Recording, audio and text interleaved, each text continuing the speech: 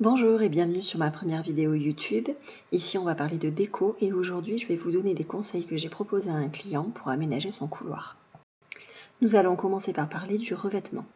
Que ce soit de la peinture, du papier peint ou les deux, il est possible de les poser sur un pan de mur, les deux ou en total look en ajoutant le plafond.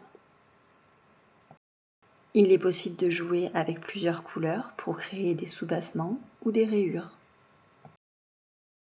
On peut casser la longueur en choisissant de ne peindre qu'une partie du couloir.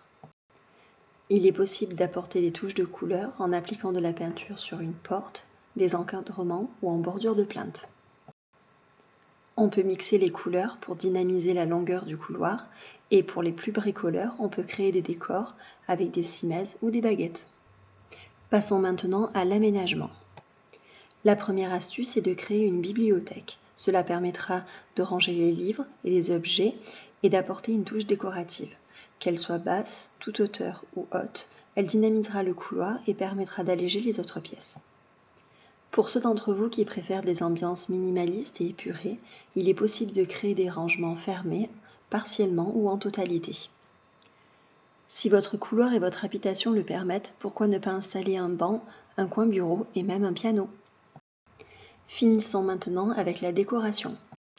Commençons par la lumière. L'éclairage ne doit pas être négligé. Même si le couloir n'est pas une pièce à proprement parler, il est important qu'il soit bien éclairé. On peut jouer avec des suspensions, des appliques et pourquoi pas des LED. À présent, parlons du sol.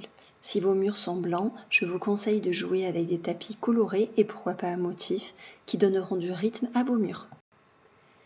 Il est également possible de se concentrer uniquement sur le mur du fond en ajoutant de la couleur, de la décoration et pourquoi pas une plante. Vous pouvez profiter des longs couloirs pour suspendre des affiches, des tableaux, des photos et pourquoi pas faire un mur de miroirs, de chapeaux ou toute collection qui vous passionne. Et pour les plus originaux, pourquoi ne pas envisager de décorer le plafond avec des guirlandes, des fanions et pourquoi pas des végétaux. J'espère que cette vidéo vous aura plu. À très bientôt.